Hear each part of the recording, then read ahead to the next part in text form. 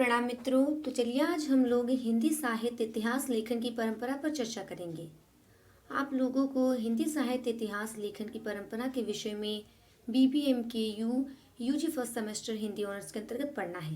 प्रश्न है, हिंदी साहित्य इतिहास लेखन की परंपरा की विवेचना करें। अर्थात हिंदी साहित्य इतिहास लेखन की परंपरा किस प्रकार की थी और किन किन साहित्य इतिहासकारों ने हिंदी साहित्य के इतिहास को लिखा है, इसके विषय में हम इस प्रश्न के उत्तर में लिखेंगे और जानेंगे।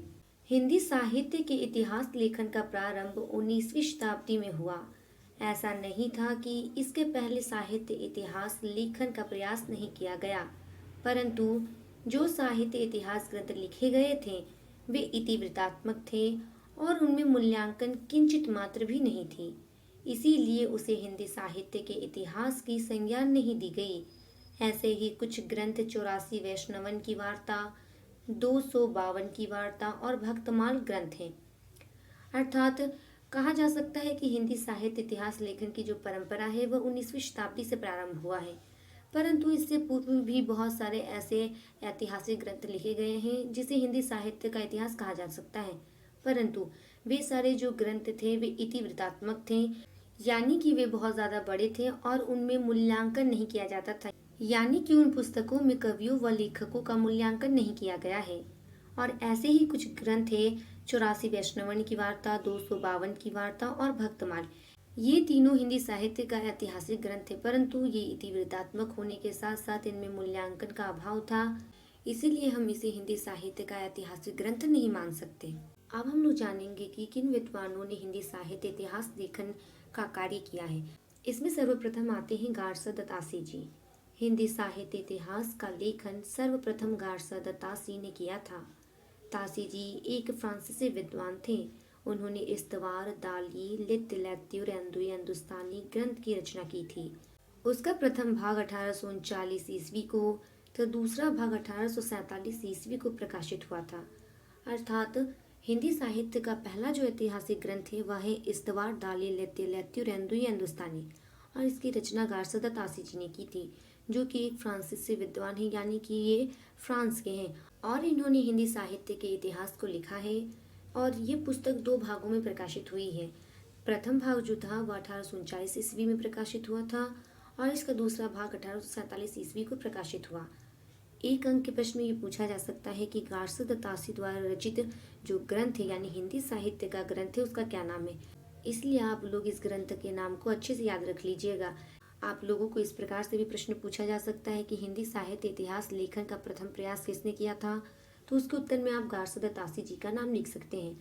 और जब पूछा जाएगा कि गारसद दत्तासी जी द्वारा रचित जो हिंदी साहित्य ऐतिहासिक ग्रंथ है उसका क्या नाम है, तब आप इस नाम को देंगे कि इस्तवार, दाली, लित्य, लैत्य और एंदुई हिंदुस्तानी नामक जो पुस्तक है वह गारसद दत्तासी जी द्वारा रचित है।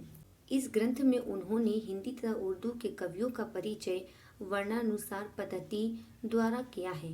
अर्थात उन्होंने इसमें वर्गीकरण का आधार जो बनाया है वह वर्णों के अनुसार बनाया है और इस ग्रंथ में उन्होंने हिंदी और उर्दू दोनों ही भाषा के कवियों का वर्णन किया है। इस ग्रंथ में केवल कवियों तथा उनकी रचनाओं का परिचय दिया गया है, इसमें काल विभाजन नहीं किया गया है। इस ग्रंथ में तासी जी ने 738 कवियों का वर्णन किया है, जिनमें से 78 कवि ही हिंदी के हैं। इस ग्रंथ की भाषा फ्रेंच है। इस ग्रंथ का हिंदी में अनुवाद डॉक्टर लक्ष्मी नारायण वासरणी जी ने की है। अर्थात उन्होंने इस ग्रंथ में हिंदी व उर्दू दोनों ही कवियों का वर्णन किया है। उसी के साथ साथ उन्होंने इसमें काल विभाजन नहीं किया है।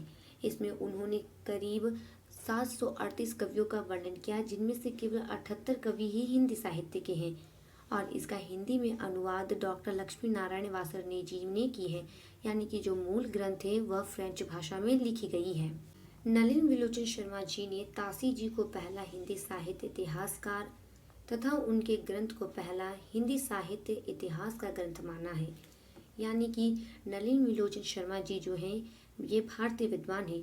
इन्होंने गारसद दत्तासी जी को हिंदी साहित्य का पहला इतिहासकार और इनकी ग्रंथ को यानी कि इस्तवार, दाली, लित्य, लैत्य और एंदुई हिंदुस्तानी नामक ग्रंथ को हिंदी साहित्य का पहला ग्रंथ माना है।